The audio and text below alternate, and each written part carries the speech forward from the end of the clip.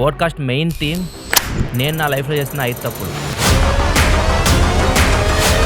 ఒక అమ్మాయిని నేను ప్రేమించాను. నాకు పెళ్లి కావాలి. ఇప్పుడు నేను బ్యాక్‌కెళ్ళి చూసుకుంటే అదంతా నేను చేసింది చాలా చాలా చాలా చాలా పెద్ద తప్పు అనిపిస్తుంది. పెళ్లి చేసుకోకండి. లవ్ చేయడం తప్పు కాదు. అదొక మాయా ప్రపంచంలాగా ఉందనమాట. అంతా అసలు ఏం జరుగుతుందో నాకేం అర్థం కాలేదు. ఫస్ట్ 1 ఇయర్‌లో నాకు అసలు ఏం అర్థం కాలేదు. అంటే మా నాన్న ఒక్క మాట అన్నాడు. ఆ మాట ఇప్పుడు మీకు ఎప్పుడు చెప్పలేదు, చెప్తాను. లైఫ్‌లో మీకు 100 ప్రాబ్లమ్స్ ఉండొచ్చు. ఆ 100 ప్రాబ్లమ్స్‌లో మీకు సిగరెట్ ఇంజూరియస్ టు హెల్త్ అంటారు. ఆల్కహాల్ ఇంజూరియస్ టు హెల్త్ అంటారు. ఫుడ్ దానికన్నా ప్రమాదకరమే. దాని మీద ఎట్లాంటి స్టిక్కర్స్ అయితే మనం వెయ్యము. లావుగుంటే వాడు బాగున్నట్టు, సన్నగా ఉంటాడు బాలేనట్లు. ఎగ్జాక్ట్ మన పేరెంట్స్ కూడా తెలియదు. వాళ్ళ పేరెంట్స్ మనకి ఏం ఫీడ్ చేస్తున్నారో వాళ్ళకే తెలీదు. ఇక్కడితో అయిపోలేదు స్టోరీ ఇంకా. ఎక్కడ నేను ఇంతవరకు షేర్ చేసుకోవాలి, ఫస్ట్ టైం మీతో షేర్ చేసుకుంటున్నాను. మేము ఏం చేయాలంటే క్రాస్ చేయాలి. కంప్లీట్ రోడ్ అంతా క్రాస్ చేయాలి. రోడ్డు 2 వేస్ ఉంటాయి ఇవి. అక్కడి నుంచి బైక్ వస్తుంది. నాకు ఐడియా ఉండదు బైక్ వస్తుంది సైడ్ నుంచి అని చెప్పేసి. ఏదో సినిమాలో గోబు గుయ్యి అంటే సౌండ్ వస్తుంది చూసారా? నేను బయట కూర్చొని అసలు ఎలా ఏడుస్తానంటే అంత పెద్దగా నా లైఫ్లో ఇప్పుడు నేను ఎడవలేదు. మనం చేసే ఒక చిన్న తప్పు జీవితాంతం బాధపడాలి.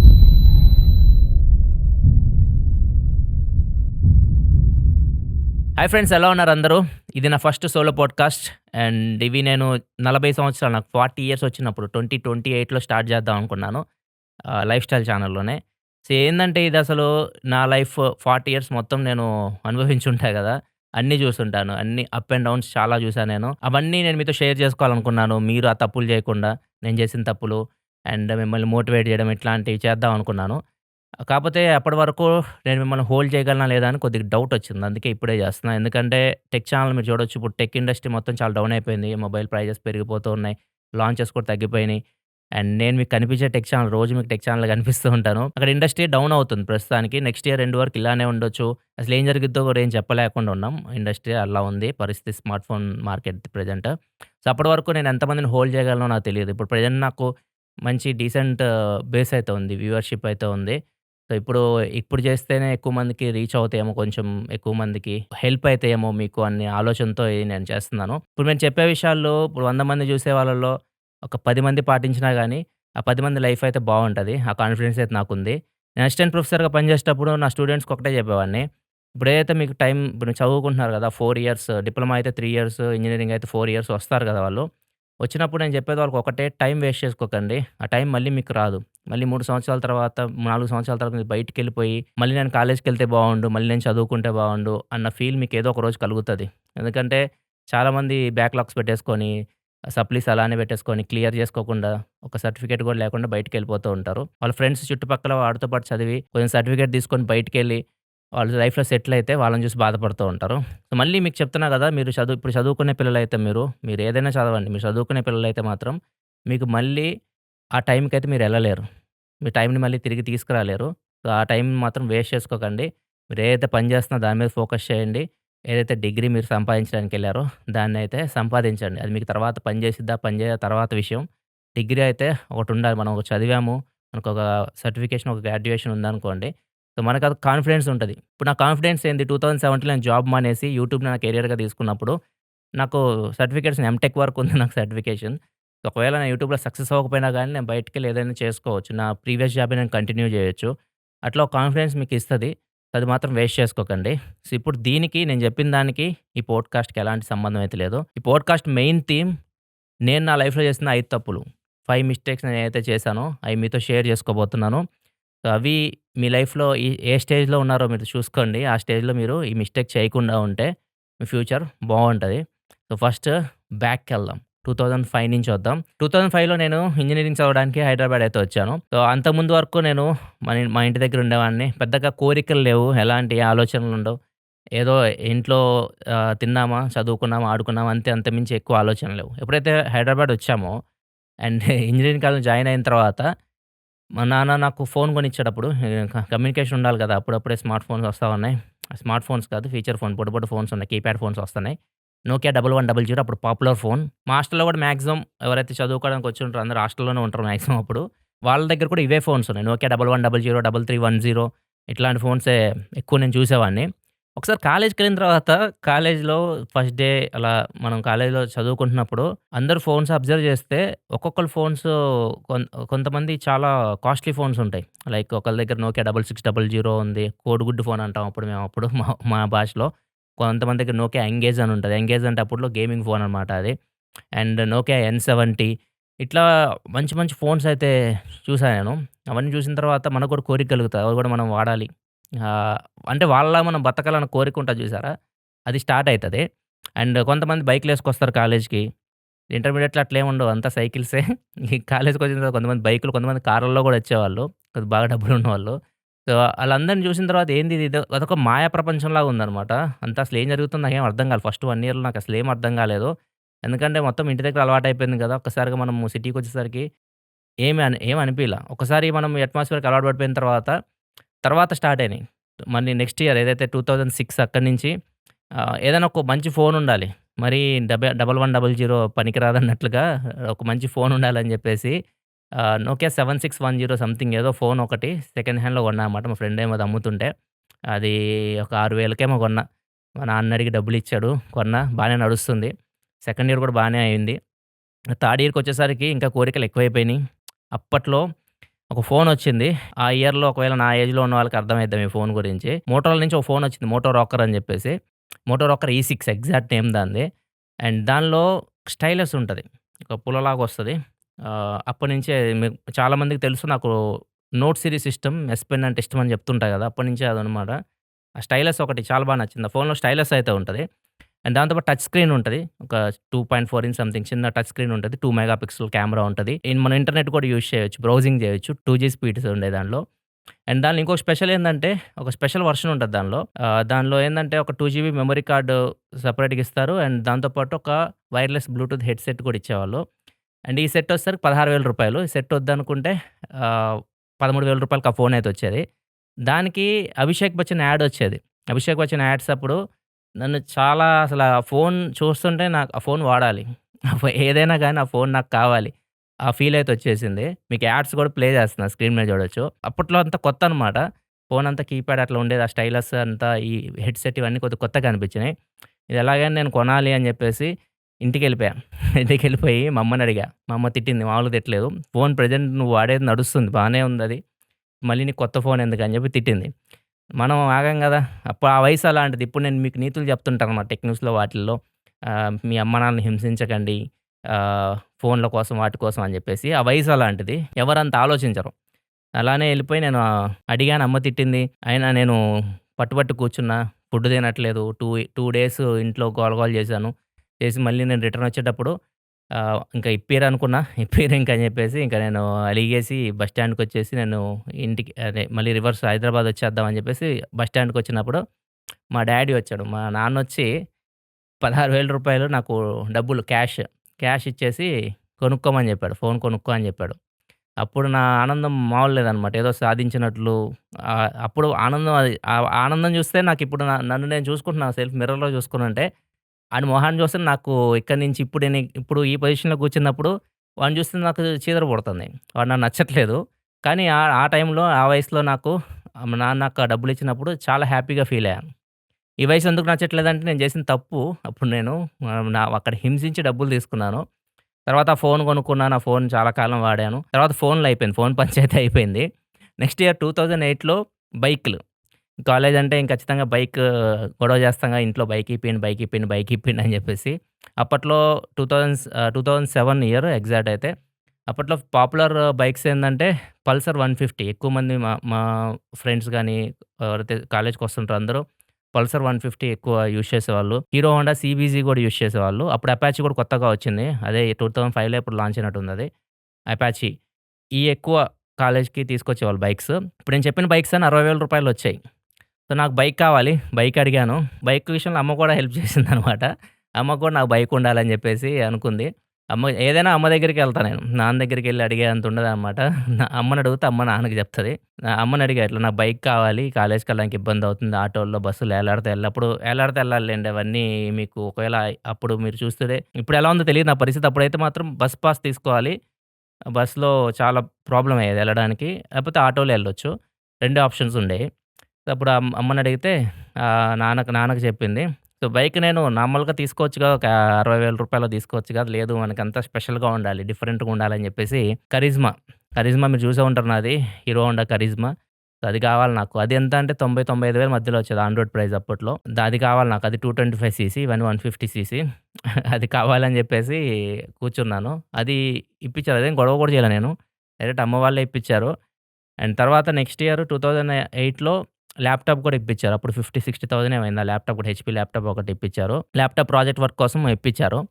సో, ఇవన్నీ నాకు తర్వాత తెలిసింది. ఈ ల్యాప్‌టాపు అండ్ ఈ బైక్ ఈ 2 ఇప్పియడానికి నాకెప్పుడు తెలిసిందంటే నేను లైఫ్‌లో సెటిల్ అయిపోయిన తర్వాత తెలిసిందిది. మా అమ్మ చెప్పింది ఇది గూడా. ఒక చిన్న ల్యాండ్ కొన్నాడు నాన్న. డబ్బులు సేవ్ చేసుకొని మొత్తం డబ్బులన్నీ సేవ్ చేసుకొని ఒక చిన్న ల్యాండ్ కొనుక్కున్నాడు. ఇప్పుడు నేను అడిగానని చెప్పేసి బైక్ అండ్ ఈ ల్యాప్‌టాప్ 2 అదే ఇయర్ దగ్గర దగ్గర ఒక 6, 7 మంత్స్ గ్యాప్‌లో ఆ 2 ఇప్పించడానికి వీళ్ళది అమ్మేశారు. ఇది అమ్మేసి నా కోసము బైక్ అండ్ ల్యాప్‌టాప్ 2 ఇప్పించారు. అదప్పుడు నాకు తెలీదసలు. అప్పుడు ఆ వయసు ఏం చేస్తానో నాకే తెలీదు గదా! ఆ వయసులో ఒకవేళ వాళ్ళు అమ్మేసినా గాని అమ్మేయమని చెప్పేవాడినేమో. కానీ ఇప్పుడు ఆలోచిస్తుంటే ఎంత పెద్ద తప్పు చేశా అని చెప్పేసి నా మీద నాకే అసహ్యం వేస్తుంది. సో, ఒకవేళ మీరు ఈ స్టేజ్‌లో ఉంటే మాత్రం మిస్టేక్ అయితే చేయకండి. ఒకవేళ మీ ఫాదర్ ఫైనాన్షియల్ సిట్యుయేషన్ చూసుకోండి ఎలా ఉన్నారు వాళ్ళు. అవన్నీ చూసుకున్న తర్వాతే వాళ్ళకి తగ్గ కోరికలు అడగండి. మీరు స్తోమతకు మించి అడిగితే వాళ్ళు దాచుకున్న డబ్బులన్నీ మీకోసం ఖర్చు పెట్టొచ్చు. లేకపోతే అప్పైనా జేయొచ్చు. రెండిట్లో ఏదో ఒకటి జేస్తారు. అది చాలా ప్రాబ్లమ్ అయితది. ఇక్కడితో అయిపోలే స్టోరీ ఇంకా. నెక్స్ట్ ఇయర్ 2009 అప్పుడు నాకు 21 సంవత్సరాలు. ఇంజినీరింగ్ గూడా అయిపోయింది. అప్పుడేంది పెళ్లి జేయాలి. ఒక అమ్మాయిని నేను ప్రేమించాను. నాకు పెళ్లి గావాలి. నేను పెళ్లి జేసుకోవాలి అమ్మాయిని. మనం ఏం సంపాదన లేదు, ఏం లేదు. చేతిలో డిగ్రీ ఉంది. ఇంజినీరింగ్ అయితే కంప్లీట్ చేశాను.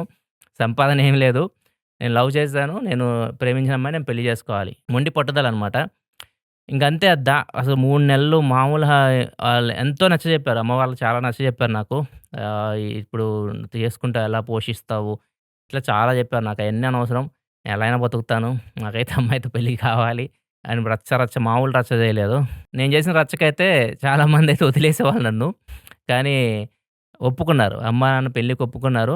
ఒప్పుకోవడమే గాకుండా ఆ టైంలో 5,00,000 అప్పు చేశారు నాన్న. నా పెళ్లి కోసం 5,00,000 అప్పు చేశాడు. అప్పుడు ఉన్న డబ్బులన్నీ ఊడ్చేసాం మనం. ముందున్న డబ్బులన్నీ ఊడ్చేసాము. 5,00,000 అప్పు చేసి మరి నాకు పెళ్లి చేశాడు. అప్పుడు అందరూ అన్నారు నాన్నని, "ఎందుకు వీడి కోసం నువ్వు అప్పులు చేస్తావు 5,00,000 పెళ్లి కోసం?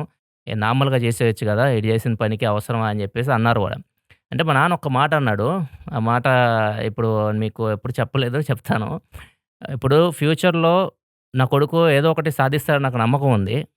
ఫ్యూచర్‌లో వాడేమన్నా సాధించొచ్చు, కోట్లు సంపాదించొచ్చు.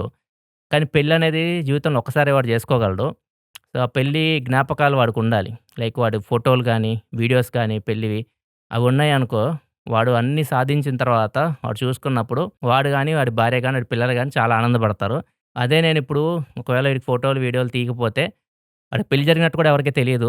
ఫ్యూచర్‌లో ఒకవేళ వాడు బాగా డబ్బులు సంపాదించి కూర్చొని ఆలోచిస్తే, మా నాన్న నాకు పెళ్లి చేశాడు గానీ మెమోరీస్ లేవు నాకు. అంటే నాకొక పెళ్లి వీడియో గానీ, లేకపోతే ఫోటోస్ గానీ ఏమీ లేవని జెప్పి అప్పుడు నన్ను వాడు తిట్టుకుంటాడు.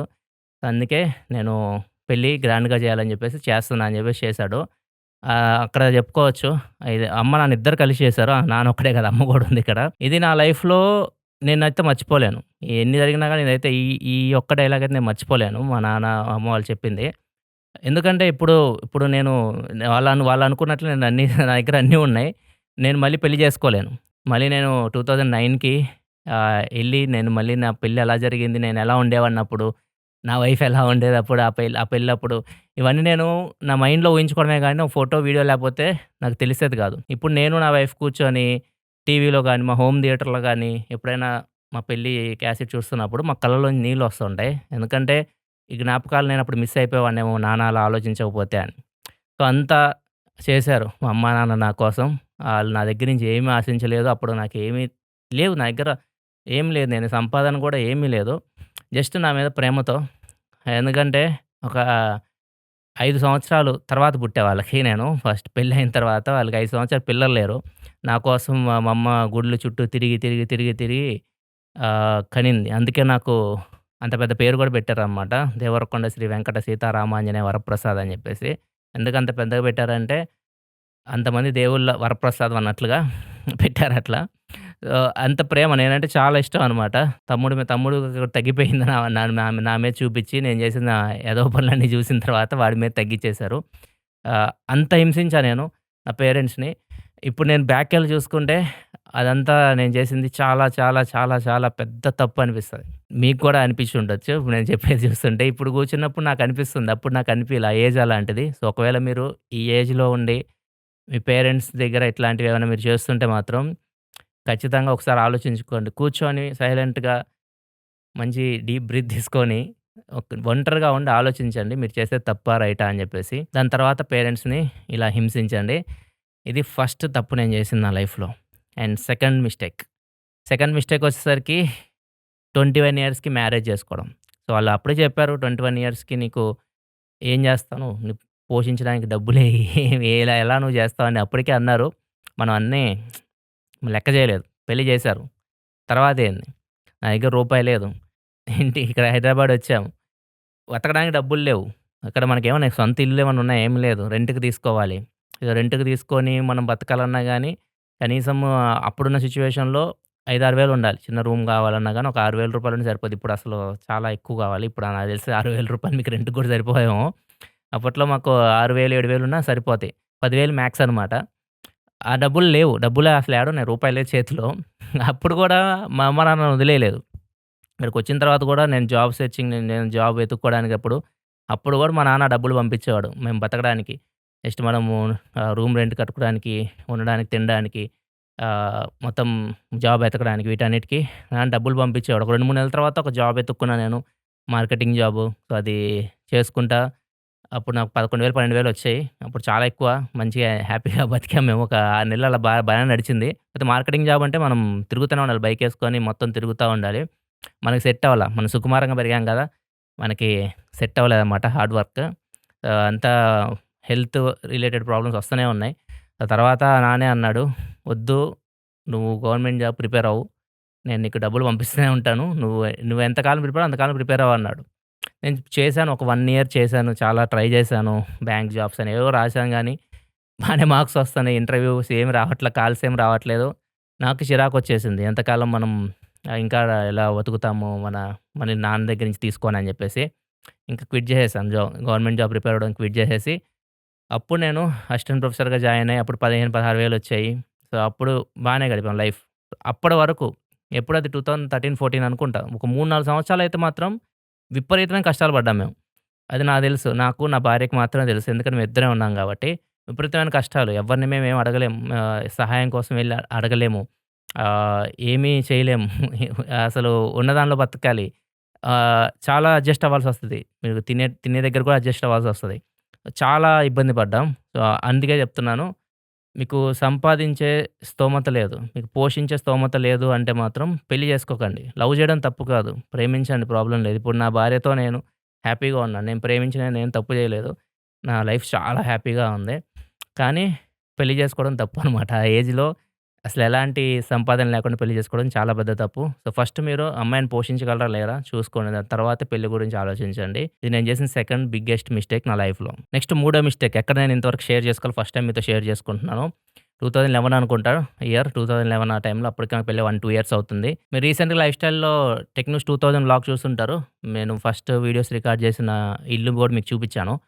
ఫస్ట్ వీడియో రికార్డ్ చేసింది. ఆ ఏరియాలో ఉండేవాళ్ళం అప్పుడు మేము. అత్తాపూర్ ఆ ఏరియా పేరు. అక్కడ పిల్లర్ నంబర్ 122 దగ్గర ఒక స్పెన్సర్స్ అని చెప్పేసి ఒక గ్రోసరీ స్టోర్ అయితే ఉండేది. అక్కడి నుంచే మేము కావాల్సిన సామాను అవన్నీ తెచ్చుకునేవాళ్ళం ఇంట్లోకి. అవి తీసుకొని వస్తున్నాం. కరిజ్మా బైక్ మీద, నా బైక్ మీద తను ఎనక కూర్చుంది. అది అయన్నీ పట్టుకొని ఎనక కూర్చుంది. మేమేం చేయాలంటే క్రాస్ చేయాలి. కంప్లీట్ రోడ్ అంతా క్రాస్ చేయాలి. రోడ్డు 2 వేస్ ఉంటాయి. మేమిలా కంప్లీట్ క్రాస్ చేయాలి. ఎళ్ళాలంటే మా మా ఇంటి దగ్గరికెళ్ళాలంటే. నేను బైక్ నడుపుతున్నా. తను ఎనక కూర్చుంది. నేను ఎక్కడో ఆలోచిస్తున్నాను. ఏదో ఆలోచించుకుంటా బైక్ నడుపుతున్నాను. ఇటు పక్క నుంచి బైకొస్తుంది. నాకు ఐడియా ఉంది. ఒక బైకొస్తుంది ఇటు సైడ్ నుంచి అని జెప్పేసి నేను నడుపుకుంటూ ఎళ్తూనే ఉన్నాను. అది ఎళ్ళిపోయిద్ది, తగలదనుకున్న ఫీల్‌లోనే ఉన్నా గానీ, కంప్లీట్ కాన్సంట్రేషన్ లేదు డ్రైవింగ్ మీద. ఇట్లా ఎళ్తున్నాను. ఈ బైకొచ్చేసి బ్యాక్ సైడ్ టచ్ అయింది ఇట్లా. బ్యాక్ సైడ్ కొంచెం టచ్ అయింది. నేనైతే కింద పడలేదు. తను బ్యాక్ సైడ్ కూర్చుంది గదా! తను కింద పడిపోయింది. తను డైరెక్ట్ కింద పడింది. ఎందుకంటే తనకి చేతిలో ఏమో బ్యాగుంది. డైరెక్ట్ ఇలా పడిపోయింది. ఇలా పడిపోయినప్పుడు డైరెక్ట్ హెడ్‌కి తగిలింది. తలకి ఇంజ్యూరీ అయితే అయింది. అట్లా పడిపోయింది. అన్‌కాన్షియస్ అయిపోయింది. అసలేం అర్థం కావట్లే అసలు. అక్కడ ఏం జరుగుతుందో అర్థం కావట్లేదు. నాకైతే ఏదో సినిమాలో గుయ్య అంటే సౌండ్ వస్తది చూసారా? అట్లా ఉందా మా సిట్యుయేషన్. అసలేం జరుగుతుంది? ఏంది? అర్థం కాలే. అందరూ జనాలొచ్చేస్తున్నారు, చూస్తున్నారు. తనేమో అసలు మెలుకు స్పృహలో లేదు. ఇంకా వ తేరుకొని సిరి, సిరి అని జెప్పేసి ఏడుస్తూ ఒక ఆటోని పిలిచి ఒక ఆటో వచ్చింది. ఆటో వచ్చిన తర్వాత అక్కడ ట్రాఫిక్ కానిస్టేబుల్ హెల్ప్ చేశాడు. సో, అతన్ని హాస్పిటల్‌కి తీసుకెళ్ళాం. దగ్గరలోనే ఉంటాయి హాస్పిటల్స్. తను ఎమర్జెన్సీలోకి తీసుకెళ్లారు. నేను బయట కూర్చొని అసలు ఎలా ఏడుస్తున్నానంటే, అంత పెద్దగా నా లైఫ్‌లో ఎప్పుడు నేను ఏడవలేదు. అసలు మొత్తం బ్రేక్ డౌన్ ఇంక కంప్లీట్‌గా పెద్దగా ఏడుస్తూనే ఉన్నాను. ఎందుకంటే తనని హాస్పిటల్‌కి తీసుకెళ్తున్నా దాని బ్లడ్ అంతా నాకు ఇక్కడ అంటుకొనుంది నా చేతులకి. ఇక్కడ ఇంజ్యూరీ అయింది తలకి. ఏం జరుగుతుందో నాకు అర్థం కాలేదు. తర్వాత డాక్టర్ బయటకొచ్చి చెప్పారు. తలకి దెబ్బ తగిలింది. ఎగ్జాక్ట్‌గా మేమైతే ప్రెజెంట్ ఏం చెప్పలేము. ప్రెజెంట్ అయితే అక్కడ ఏదైతే ఇంజ్యూరీ అయిందో దానికి కుట్లయితే ఏసాము. సీటీ స్కాన్ తీయాలి. ఏమైనా బ్రెయిన్‌కి ఏమైనా తగిలిందా చూడాలి అని జెప్పేసి చెప్పారు. తర్వాత అది ఆ స్కాన్ అయ్యే వరకు అసలు నేను ఈ ప్రపంచంలో లేనసలు. నేను అసలు ఏం జరుగుతుంది ఏమో అసలు ఏమీ అర్థం కాలేదు. స్కాన్ అయిన తర్వాత అసలేమీ లేదు. జస్ట్ చిన్న అది కట్. దాన్ని స్టిచ్చింగ్ అయితే ఏసేశారు. అండ్ ఇంకా అప్పుడు నాకెంత రిలీఫ్ అనిపించిందంటే ఆహ్, అసలు తనను పట్టుకొని ఇంకా ఏడ్చేశాను. ఇంకా అసలు ఎప్పుడు అంత ఏడవలే నేను. అసలు ఏడ్చేశాను సారీ చెప్పుకుంటా. తను నవ్వుతుంది. తను నవ్వుతుంది. ఎందుకంటే నేనెప్పుడు ఎక్స్‌ప్రెస్ చేయలే అంత తన మీద ప్రేమ ఉన్నట్లు అంత ఎక్స్‌ప్రెస్ ఎప్పుడు నేను అంత ఎక్స్‌ప్రెసివ్ కాదనమాట. ఎప్పుడు చెప్పలేదు. తనేమో నవ్వుతుంది. ఎందుకంటే తన మీద అంత ప్రేమ ఉందని చెప్పేసి తనకి అర్థమైంది. తన ఫీలింగ్ అనమాట. ప్రేమ అనేది మనసులో ఉంటే చాలు బయటికి ఎక్స్‌ప్రెస్ చేయాల్సిన అవసరం వచ్చినప్పుడు అదే బయటకొస్తది. ఇంక అప్పుడు నాకనిపించింది. నాకు సెకండ్ ఛాన్స్ ఇచ్చాడు దేవుడు అని జెప్పేసి. అక్కడే పక్కనే ఆ పిల్లర్ నంబర్ 120 దగ్గరలోనే మీకు ఆ వ్లాగ్‌లో కూడా ఉంటది. హనుమాన్ టెంపుల్ ఉంటది. ఎప్పుడు ఎవ్రీ ట్యూస్‌డే అక్కడికెళ్తూ ఉంటాం మేము. అండ్ ఆయనే కాపాడాడు అని అనుకోని మళ్ళీ ఈ ఛాన్స్ నాకు రాదు. మీలో ఎవరో ఒకళ్ళు ఈ స్టేజ్‌లో ఉంటే మాత్రం ఇలా ఇర్రెస్పాన్సిబుల్ డ్రైవింగ్ మీరు చేస్తూ ఉన్నారు. మీ ఫ్యామిలీ మెంబర్స్ కానీ, మీ లవ్డ్ వన్స్ కానీ ఎవరైనా పెట్టుకొని మీరు ఇర్రెస్పాన్సిబుల్ డ్రైవింగ్ మీరు చేస్తున్నారంటే మాత్రం ఇది గూడా మీకు హెచ్చరిక. ఛాన్స్ అయితే వస్తదో రాదో తెలీదు. నాకైతే వచ్చింది. అప్పటినుంచి నేను డ్రైవింగ్ చేసేటప్పుడు మాత్రం ఒళ్ళు దగ్గర పెట్టుకొని, డ్రైవింగ్ చేస్తా. ఎక్కడ ఆలోచించను. దగ్గర పెట్టుకొని డ్రైవింగ్ అయితే చేస్తాను. మనం చేసే ఒక చిన్న తప్పు జీవితాంతం బాధపడాలి. ఆ క్షణం తను 2011 అప్పుడు నా పెళ్ళై 2 ఇయర్స్ అవుతుంది. నేను జీవితం మొత్తం తనతో ఊహించుకున్నాను. తనకేమన్నా అయ్యుంటే నా పరిస్థితేంది? తన కోసం అందరిని ఎదిరించాను, అన్నీ చేశాను. తనే లేకపోతే నేనెందుకు బతకాలి? ఇంక నా లైఫ్ అక్కడితో ఎండ్ అయిపోయేది.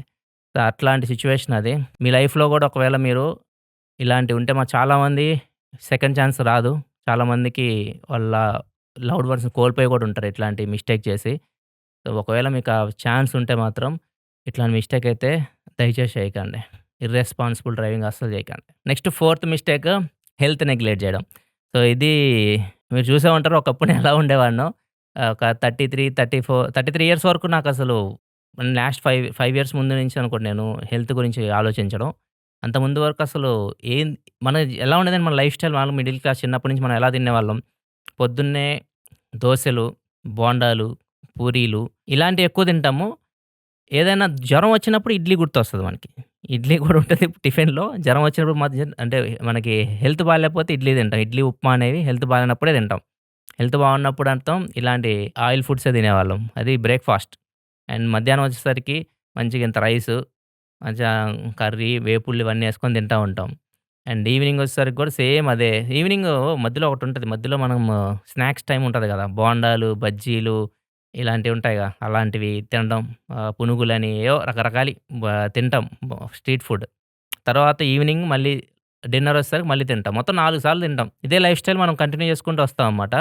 ఎగ్జాక్ట్ మన పేరెంట్స్‌కి కూడా తెలీదు. వాళ్ళ పేరెంట్స్ మనకేం ఫీడ్ చేస్తున్నారో వాళ్ళకే తెలీదు. వాళ్ళేందంటే మనకి ఎంత తింటే అంత బలం. ఎంత అన్నం తింటే అంత బలం అన్నట్లు వాళ్ళు ఫీల్ అయిపోతూ ఉంటారు. యాక్చువల్‌గా అది చాలా రాంగ్. ఒకవేళ మీరు పిల్లలకి అంతంత పెడుతున్నారంటే ఫుడ్ ఖచ్చితంగా చాలా రాంగ్ అది. ఎందుకంటే వాడు సన్నగా అయిపోతున్నాడు. సన్నగుంటేనే కొద్దిగా బెటరు. ఇంత లావుగా కనపడాల్సిన అవసరం లావుగుంటే వాడు బాగున్నట్టు, సన్నగుంటే వాడు బాలేనట్లు ఇట్లాంటివి మాత్రం పెట్టుకోకండి. ప్రాపర్ న్యూట్రిషన్ ఇవ్వండి. మన ఫుడ్‌లో ఖచ్చితంగా మనం రైస్ ఎక్కువ తింటాం. మనం ఎప్పుడో సండే ఒక్కరోజు చికెన్ తెచ్చుకొని తింటుంటాం. మిగతా టైంలో అంతా రైసే ఎక్కువ తింటుంటాం. సో, మీ ఫుడ్‌లో ఖచ్చితంగా రైస్ తగ్గించండి. రైస్ క్వాంటిటీ తగ్గించండి. ఎగ్స్ ఇలాంటివి యాడ్ చేయండి. ప్రోటీన్ కూడా యాడ్ చేయండి. కొన్ని వెజిటబుల్స్ యాడ్ చేయండి. బాయిల్డ్ వెజిటబుల్స్ ఇట్లా మీ ప్లేట్ గాని ఇప్పుడు నేను చూపిస్తున్నాను స్క్రీన్ మీద. ఇట్లా ఉన్న ప్లేట్‌ని ఇట్లా మార్చారనుకోండి. మీకు చాలా డిఫరెన్స్ వస్తది మీ బాడీలో. అండ్ చాలా రోగాల నుంచి మీరు బయటపడతారు. అదే లైఫ్ స్టైల్ మనం కంటిన్యూ చేసుకుంటూ వచ్చామనుకోండి, ఖచ్చితంగా మనకి 45 సంవత్సరాలొచ్చిన తర్వాత రోగాలన్నీ బయటపడతాయి. బీపీలు, షుగర్‌లు ఇవన్నీ అప్పటికప్పుడు పుట్టుకురావు. మనం ఏదైతే ఈ అన్‌హెల్తీ లైఫ్ స్టైల్ మనం బతుకుతున్నామో, అవన్నీ మనకు ఒక స్టేజొచ్చిన తర్వాత బెలూన్ ఊది, ఊది, ఊది, ఊది బ్లాస్ట్ అయిద్ది గదా! బ్లాస్ట్ అయినప్పుడు మీకు తెలుస్తాయనమాట. మన బాడీలో ఇన్ని రోగాలున్నాయి అని జెప్పేసి. ఒక్కసారి షుగర్ ఇలాంటివొచ్చినాయనుకోండి, ఆ ఇన్సులిన్‌లు గుచ్చుకోవడము, మీకు నచ్చినవి తినలేరు. ఇప్పుడు నాకు నచ్చినవి నేను తింటాను. నేను నా వర్కౌట్ చేసుకుంటాను. నాకేమన్నా తినాలనిపిస్తే నాకు నచ్చినవి నేను తింటాను. మన ఇష్టం వచ్చినప్పుడు మనం బతకొచ్చు. ఖచ్చితంగా మనం మన న్యూట్రిషన్ మీద మెయిన్ జిమ్ తర్వాత న్యూట్రిషన్ మీరేదైతే తింటున్నారో అది మీకు చాలా చాలా హాని కలిగిస్తది. మీకు సిగరెట్ ఇంజ్యూరియస్ టు హెల్త్ అంటారు. ఆల్కహాల్ ఇంజ్యూరియస్ టు హెల్త్ అంటారు. ఫుడ్ దానికన్నా ప్రమాదకరమే. దాని మీద ఎట్లాంటి స్టిక్కర్స్ అయితే మనం ఎయ్యము. ఇది కూడా కొంచెం మైండ్‌లో పెట్టుకోండి. కొంచెం మీ బాడీ గురించి ఆలోచించండి. మిమ్మల్ని దేవుడు మీ భూమి మీద పంపించాడు. దేనిలో బతకమని మీ శరీరంలో మిమ్మల్ని బతకమని పంపించారు. నేనిప్పుడు నా శరీరంలో నేను బతుకుతున్నాను. దాని కేర్ మనం తీసుకోవాలి. తొక్కలో బైకులకి, కార్లకే మనము ఎవ్రీ వీక్ దాన్ని కడుక్కొని 10,000 కిలోమీటర్లకి దానికి సర్వీసింగ్ ఇవన్నీ చేపిస్తా ఉంటాం గదా! మన మనుషులం. మన బాడీ గూడా అంతే. మనం ఎప్పటికప్పుడు రిపేర్ జేసుకోవాలి మన బాడీని. చేసుకోకపోతే మాత్రం షెడ్‌కెళ్ళిపోతాం. అండ్ లాస్ట్ ఫిఫ్త్ మిస్టేక్ నేను జేసింది లేట్ ఇన్వెస్ట్‌మెంట్. అసలు నేనేమనుకునేవాడినంటే స్టాక్ మార్కెట్ అంటేనే ఒక గ్యాంబ్లింగ్. అసలు అది అక్కడికెళ్ళామంటే మన డబ్బులన్నీ పోతాయి అని ఒకటి మైండ్‌లో ఉండిపోద్దనమాట. మెంటాలిటీ మనకి. సో, అది చాలా పెద్ద తప్పు. అది నాకు 2021లో తెలిసింది. 2021 సెకండ్ కోవిడ్ వేవ్ వచ్చినప్పుడు ఖాళీగా ఇంట్లో కూర్చొని మొత్తం చూసాననమాట. మనం ఎక్కడ ఇన్వెస్ట్‌మెంట్ జేయాలి? అది మొత్తం చేసినప్పుడు నాకు అర్థమైందేందంటే మీకు స్టాక్ మార్కెట్‌లో గ్యాంబ్లింగ్ గాదు. స్టాక్ మార్కెట్‌లో మీకు మ్యూచువల్ ఫండ్స్ ఉంటాయి, స్టాక్స్ ఉంటాయి. అండ్ ట్రేడింగ్ ఉంటది. ట్రేడింగ్‌లోకెళ్లారంటే మాత్రం మీ ఉన్న డబ్బులన్నీ పోతాయి. ఒక్క రోజులో ఖతం ఎగిరిపోతాయి. స్టాక్స్ కూడా మీకు ప్రాపర్ నాలెడ్జ్ లేకుండా ఒక స్టాక్ మీద మీరు ఇన్వెస్ట్ చేస్తే మాత్రం అవి కూడా పోయే ఛాన్సెస్ ఉంటాయి. మ్యూచువల్ ఫండ్స్ మాత్రం బెస్ట్ వే నన్నడిగితే. మ్యూచువల్ ఫండ్స్ ఫండ్ మేనేజర్ ఉంటారు. వాళ్ళు చూసుకుంటారు. ఖచ్చితంగా మీకు కొద్దిగా రిటర్న్స్ అయితే వస్తుంటాయి. సో, ఎస్ఐపి స్టార్ట్ చేయండి. ఇన్వెస్ట్‌మెంట్ స్టార్ట్ చేయండి. ఇన్వెస్ట్‌మెంట్స్ మీరు స్టార్ట్ చేయలేదనుకోండి, మీకు ఒక ఏజ్ వచ్చిన తర్వాత మీరు పని చేయలేరు. ఇప్పుడు నేను పని చేస్తున్నాను. ఒక 50,000 వచ్చినాయి నాకు. దాని తర్వాత నాకు పనేం లేదు. అలాంటప్పుడు నేనైతే సేవ్ చేశాను డబ్బులు. ఈ 50 సంవత్సరాలు నేను కష్టపడి ఈ ఎస్ఐపీస్ చేస్తూ, అవన్నీ మీకు అప్పుడు ఉపయోగపడతాయి. అవి మీకు రిటర్న్స్ తీసుకొస్తాయి. అంటే మీ డబ్బు ఒక స్టేజ్‌లో మీకోసం అవసరమైద్ది. మీకోసం ఇంకా డబ్బులు సంపాదించి పెట్టిద్ది. చాలా రకాలుగా మీకు ఉపయోగపడతది. అండ్ ఇంకొకటి ఇక్కడ యాడ్ చేయాల్సింది మీరు హెల్త్ మీద కేర్ తీసుకోకపోతే మీరెంతైనా సంపాదించండి. మీరు ఒక 5,00,000, 6,00,000 బాగా కూడబెట్టారు డబ్బులు. మీరు హెల్త్ మీద కేర్ తీసుకోకుండా డబ్బులన్నీ కూడబెట్టినా గానీ, ఏదో ఒక రోజు ఆ డబ్బులన్నీ ఏదో ఒక హాస్పిటల్‌లో తినేస్తది. ఒకటే రోజు తినేస్తది. ఒక వారం రోజుల్లో డబ్బులన్నీ తినేస్తది. హెల్త్ మీద కేర్ తీసుకోండి. ఇన్వెస్ట్‌మెంట్లు స్టార్ట్ చేయండి. నేనదే ఇప్పటికి బాధపడతా. నాకు కొంచెం ముందు తెలిస్తే బాగుండేది. లేట్‌గా ఇన్వెస్ట్‌మెంట్ నేను చేశాను. చాలా లేట్ ఇన్వెస్ట్‌మెంట్ చేశాను. 2021 నుంచి నేను చేస్తున్నాను. ఇంకా ముందు నుంచి చేస్తే ఏదైతే కోవిడ్ వచ్చింది చూసారా? లాక్‌డౌన్ వచ్చింది చూసారా? అక్కడ మామూలు క్రాష్ లేదు. అక్కడ నేను ఎక్కువ నాయి ఉన్న డబ్బులన్నీ అక్కడ పెట్టినట్టయితే చాలా ఎక్కువ రిటర్న్స్ చూసేవాడిని. వీటి గురించి ఖచ్చితంగా నేర్చుకోండి. వాటికి దూరంగా పారిపోకండి. ఖచ్చితంగా అన్నీ నేర్చుకోండి. మీరెక్కడ ఇన్వెస్ట్‌మెంట్ జేయాలి? మీరు మీరు మీరు ఖచ్చితంగా డబ్బులు సేవ్ జేసుకోవాలి. డబ్బులు మీరు సేవ్ జేసుకోకపోతే మాత్రం ఫ్యూచర్‌లో ఖచ్చితంగా మీకేదో పెద్ద అవసరం వస్తది. ఏదైనా హెల్త్ ప్రాబ్లమ్ వస్తది. ఏదో ఒక అవసరం వస్తది. అప్పుడు ఎవరో ఒకళ్ళ దగ్గరికెళ్తారు మీరు అప్పులు జేయడం కోసం. ఎవరు మీకోసం అప్పులు ఇవ్వడానికి రెడీగా ఉండరు. ఎందుకంటే అందరూ ఇప్పుడు ఎడ్యుకేట్ అవుతున్నారు.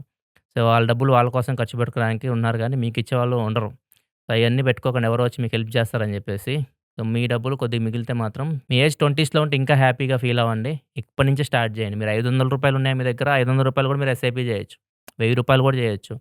సో, మంచి ఫండ్స్ చూసుకొని ఎస్ఐపి జేయండి. దీని గురించి నేను సెపరేట్‌గా పోడ్‌కాస్ట్ చేస్తాను. ఈ మనీ రిలేటెడ్ థింగ్స్ గురించి. నా నా ఫైనాన్షియల్ అడ్వైజర్ ఎవరైతే ఉన్నారో ఆ సార్‌ని నేను తీసుకొస్తాను. మీకు కంప్లీట్‌గా మీ మైండ్‌సెట్ నుంచి మీ పాయింట్ ఆఫ్ వ్యూలో ఉంటాయి అన్నీ క్వెషన్స్ కానీ, ఆన్సర్స్ గానీ. సో, మీకు చాలా యూజ్ అయితది. ఇది గూడా చాలా ఇంపార్టెంట్. లైఫ్‌లో మీకు 100 ప్రాబ్లమ్స్ ఉండొచ్చు. ఆ 100 ప్రాబ్లమ్స్‌లో మీకు హెల్త్ అండ్ మనీ వీటి నుంచే 90 ప్రాబ్లమ్స్ ఉంటాయి. మిగిలిన 10 ప్రాబ్లమ్స్ ఏదేదో మనసు ఇట్లాంటివి ఉంటాయి గదా! ప్రేమ, మనసు ఇట్లాంటి రిలేటెడ్ ఉంటాయేమో గానీ, మిగతా ప్రాబ్లమ్స్ అన్నీ హెల్త్, మనీ ఈ రిలేటెడే ఉంటాయి. సో, ఈ రెండిటిని మీరు ఖచ్చితంగా కాపాడుకోవాలి. ఈ రెండిటిని గాని మీరు నెగ్లెక్ట్ చేశారు అంటే మాత్రం చాలా, చాలా, చాలా ఇబ్బందులు పడాల్సొస్తది. మీ మీ చుట్టుపక్కల వాళ్ళని గూడా అడగండి. ఒకవేళ వాళ్ళు గూడా ఒక కంప్లీట్ లైఫ్ గడిపుంటే ఎక్కువ ప్రాబ్లమ్స్ ఈ రెండిటి గురించే ఫేస్ చేస్తారు. హెల్త్ ఒకటి, మనీ రిలేటెడ్. ఇవి నా లైఫ్‌లో నేను చేసిన 5 పెద్ద మిస్టేక్స్. ఇది చూస్తుంటే నాకు ఓ వీడియో గుర్తొస్తుంది. నా లైఫ్ చేంజింగ్ వీడియో. మీ మొబైల్ ఫోన్‌లో 5 తప్పులు చేయకండి అని చెప్పేసి ఒక వీడియో చేశా 2017లో అనుకుంటా. ఆ వీడియో నాకు బ్రేక్ త్రూ అనమాట ఛానెల్‌కి. ఆ వీడియో నుంచే నాకు 40,000 ఉన్న సబ్‌స్క్రైబర్స్ ఆ ఒక్క వీడియోతో 1,00,000 దాకా ఎళ్ళిపోయారు. అది గుర్తొచ్చింది వీడియో చేస్తుంటే. అది నేను చెప్పింది మొబైల్ ఫోన్‌లో ఈ తప్పులు చేయకండి అని చెప్పేసి. ఇది ఇప్పుడు నేను చెప్పేది లైఫ్‌లో ఈ తప్పులు చేయకండి అని చెప్పేసి. ఇదేంది నేను ఫిక్షనల్‌గా ఊహించుకొని చెప్పింది కాదు. ఇవన్నీ రియల్‌గా నా లైఫ్‌లో జరిగిన సంఘటనలు. సో, నా వయసు 38. సో, మీరు మీ ఏజ్ ఎంతో చూసుకోండి. మీరు ఈ తప్పుల్లో ఎక్కడున్నారో చూసుకోండి. సో, ఆ తప్పులు చేయకుండా చూడండి. నా వయసుకొచ్చేసరికి మీరు చాలా హ్యాపీగా ఫీల్ అవుతారు. ఆ మిస్టేక్స్ చేయలేదు అని చెప్పేసి. సో, వీడియోని మీ ఫ్రెండ్స్‌తో కూడా షేర్ చేయండి. ఎంతమందికి వీలైతే అంతమందికి షేర్ చేయండి. 10 మంది వాళ్ళ లైఫ్‌ని చేంజ్ చేసుకున్నా నాకు చాలా హ్యాపీ ఈ వీడియోతోటి. వీడియో మీకు నచ్చిందనుకుంటున్నాను. అండ్ ఇలాంటివి కావాలంటే సబ్స్క్రైబ్ చేసుకోండి మన ఛానెల్‌ని. సో, ఫ్యూచర్‌లో మీకు ఇలాంటివి చాలా తీసుకొస్తాను సోలో పాడ్‌కాస్ట్‌లో. మీ అభిప్రాయాలు ఏమైనా ఉంటే కింద కామెంట్ సెక్షన్‌లో కూడా చెప్పండి. నేను చదువుతానన్ని. మళ్ళీ మనం నెక్స్ట్ వీడియోలో కలుద్దాం. నెక్స్ట్ వీడియో చెప్పా కదా! మనీ రిలేటెడ్ అయితే ఉంటది. అది మీకు చాలా చాలా యూజ్ అయితే అయితది. అప్పటి వరకు సెలవు. బాయ్. Happy Sunday.